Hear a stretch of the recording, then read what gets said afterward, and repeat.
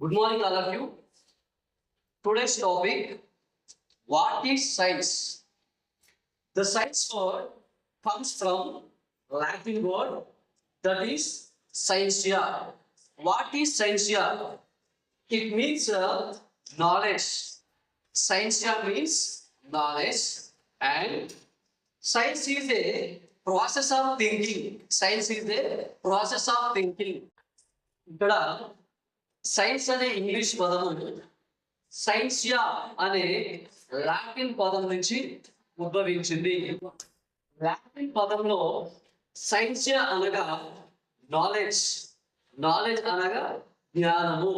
So final గా science is a knowledge.